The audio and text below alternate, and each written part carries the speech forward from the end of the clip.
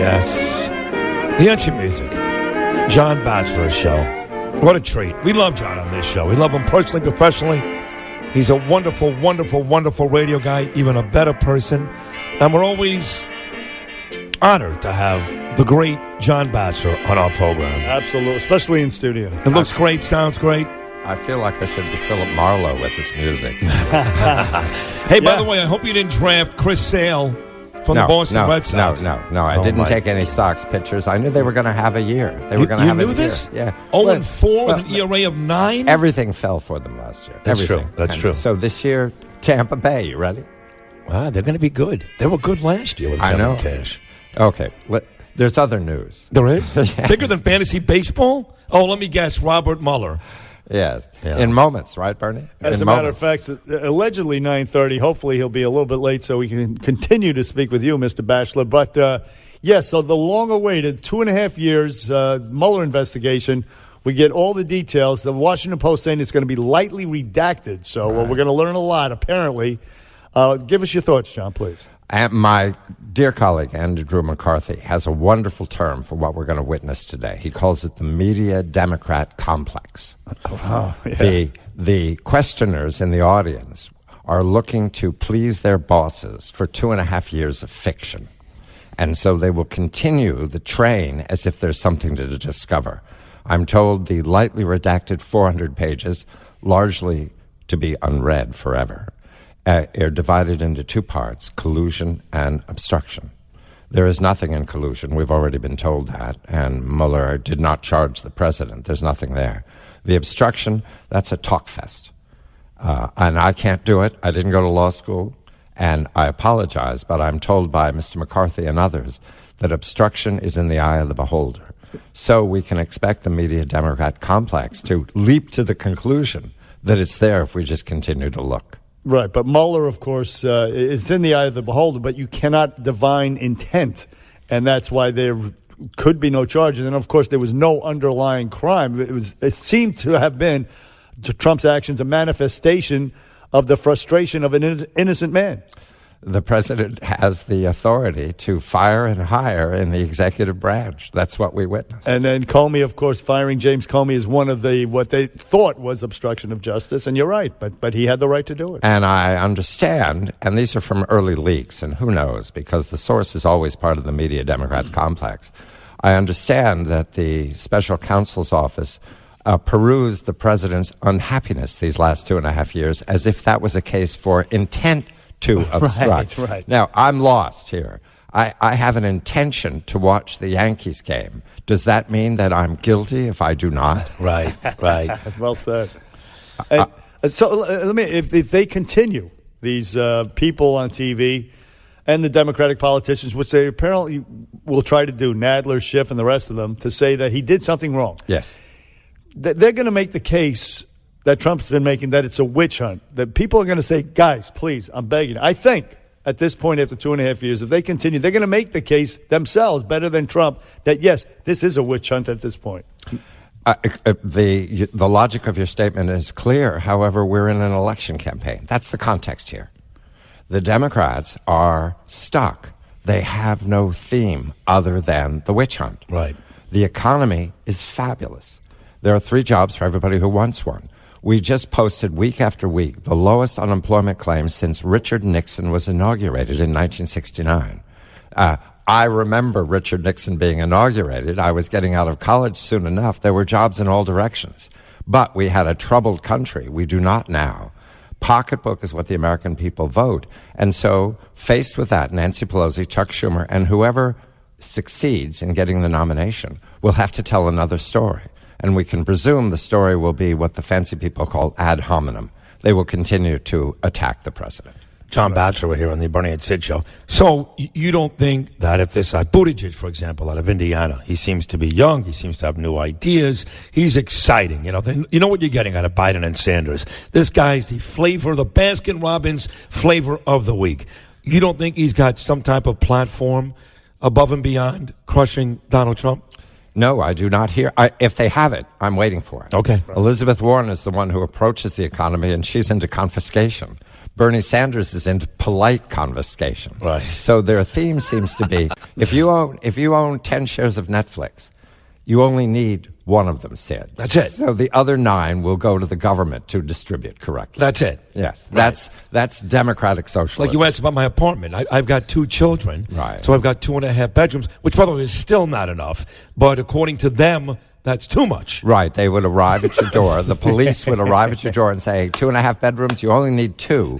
And therefore, this worthy individual who is accompanying us will get your half bedroom. That's unreal. That's how socialism works. True, but I will say this. With Bernie Sanders, I watched him on Fox, and I was very impressed. First of all, the age issue is going to disappear because it's not an issue with Bernie Sanders. And he's very confident, and what he's selling is appealing to a lot of people. Free stuff. It's very, very appealing. And again, he's confident in what he believes in what he's trying to sell, even if it's patently absurd. So he may be a formidable candidate if he gets the nomination, which I believe he will. I agree with you, Bernie. And a quote from him from the Fox presentation. He wants to create a government and an economy that works for all the people and not just the 1%. Watch that language. It's very clever. Yeah. Create an economy and a government. He's talking about command economy. He's not talking about our Constitution. He's going to create something that gives the executive the power to take that half bedroom. Right. To give the executive the power to say who works today and who doesn't work today, and who is worthy and who is not. Create an economy. Bernie Sanders is talking nonsense, but he's polite about it. And I do not believe, as you do not, the age is a matter. No. Because he will forgive Donald Trump for being younger. That's right. That's funny. Attorney General William Barr about to speak to the country as the Mueller report comes out today, the redacted version. What do you think Trump will do moving forward? We've had these conversations, Bernie and I, with folks like Bill O'Reilly. This comes out today. They continue to attack. Do you think Trump continues to go back at them with the same venom he has in the past? Or do you think he pretty much laughs off this victory and maybe gets a little more, and I hate this word, whatever this word means, presidential? I think the president is highly entertaining, and he sees moments, and he seizes them. So depending upon the language today and the reaction of the Democrats, he will be front stage making remarks that make us smile. We will also understand him because he speaks the language of common sense. Right. And so however he comes to understand this, it will be a joy to witness. A very clever case that I read last night said that the president owns the downside. Owns the downside, meaning if you make a statement, rhetorical statement, that seems to put you in a position of being a villain or someone who is unkind or ungenerous, the president will say, yeah, what's it to you? That's funny. That's right. That's hilarious. So he will own the downside today. Whatever the accusation is, he'll go, hey, and then he'll make a commonsensical remark. And he is scheduled to give a press conference after Barr's and maybe before the Democrats actually get the report at 11 o'clock, which is infuriating them to no end. We got the word. It's about a minute, 60 seconds till he comes out. Also, the president has blown off the White House Correspondents' Dinner once again. Right. He's going to be in Wisconsin, Green Bay, giving a rally. Working. That's right. Exactly right. And so he's stolen the cachet and the prominence that dinner once had. He's wiped the press out in so many ways, label them fake news, and it has stuck, and especially now with this latest episode with the collusion hoax that they perpetuated for 2.5 years. Gentlemen, it's a pleasure to be with you on this slight news day. It's amazing the 3 years we've been here, we've had so many slight news days. Yes. Since Donnie is taken over. The president will deliver today. I have high confidence. And when I get to speak of the president tonight, there will be smiles on everyone's face. If you took a fantasy president draft, you would take Donald Trump number 1? If I could get that. If I could get it. You know, that's the problem. You don't know what order you draft. Before Donald Trump, who was the greatest president in the history of this country? Before Donald Trump? Yeah. The easy answer is Abraham Lincoln, but I think Ronald Reagan because because he solved the 20th century. He solved the crisis of socialism that was burdening the U.S. and beggaring Eurasia. That's right. So he brought down the Soviet Union. I mean, speaking of socialism, that was a wild failure. John Batchelor, here he is, Attorney General Barr. We go to the media Democrat complex as performed by the Attorney General. So I kept hearing for days now, John Batchelor, still with Bernie and Sid, that we knew the collusion stuff didn't happen, but that he had some damaging things in terms of obstruction. Not illegal, but possibly damaging for Trump. I watched and listened to that whole thing. I didn't hear one thing about obstruction, and certainly nothing that was damaging towards the president. Did you? No, I did not. The Attorney General was confident and clear throughout. But he didn't even mention obstruction. He didn't even say, in other words, he's been saying this does not exonerate the president.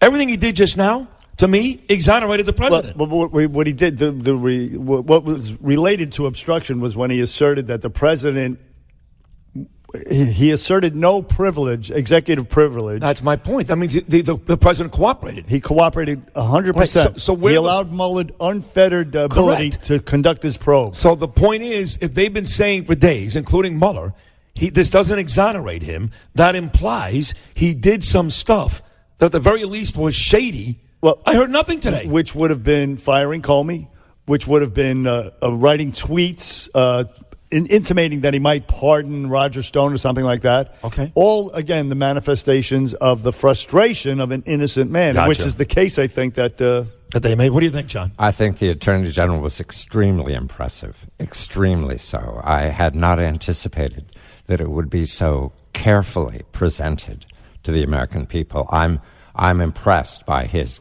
conduct, and I think the American people will examine this again and again and again today and see that the effort here is for complete transparency, up to including sharing the unredacted report with members of Congress, except for the grand jury pieces, which are prescribed by law, by the congressional law and by judicial ruling.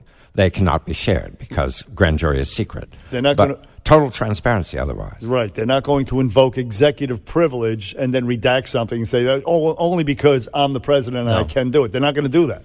I did hear that the Mueller team put together 10 incidents that suggested, according to theories of obstruction, there might be a problem here. That's what he said. I believe the Attorney General said, we reviewed that. Right. We didn't even argue with them. We accepted their 10 and do not find they rose to the level of obstruction. Right. And he included Rod Rosenstein in that decision-making. Who appointed Mueller in the first place. Yes. And he made the point over and over, you cannot divine intent. And that would, it could be the actions of an innocent man and innocently expressing what he feels. Anger and frustration. Right. I again, am very impressed by the Attorney General. Yes. Well, if I had a lawyer, I'd want him to be like We're more impressed by you, to be honest. Today is going to be a day to see the genius of the media to work this and find an angle. I figured out. I mean, that's what they're paid for, find an angle. Chuck Todd is in a scurry right now. How do you make him look bad? He's going to have a shovel and he's going to keep digging the hole. That's what he's going to end up doing. What the Attorney General did not speak to, but he has in prior instances, is that this is not the end. This is the end of the beginning. Right. Because what is going forward, to my information, is an investigation of the fiction. Right. Where it started and how it worked to the level of this disruption of the most powerful president we've ever had right now. Right now, Donald Trump has survived a 2-year investigation by his adversaries, and he's come out as strong as he always said he was. So we want to know where it started. Right. And it probably started in 2015. So we begin again asking questions about who knew and when they knew it. And Comey, Brennan, Clapper, McCabe, and even President Obama, Loretta Lynch, Bill Clinton on the tarmac. Counterintelligence investigation, I'm reminded again and again, is only for the President of the United States. So whatever was going on in late 2015 and early 2016 had the authority of the National Security Council, which is chaired by the President of the United States. John Batchelor, you're amazing. It's a pleasure to have you and an honor to have you and great to have you at this time. Fortuitous. Perfect time. 9 o'clock tonight. Check out John Batchelor.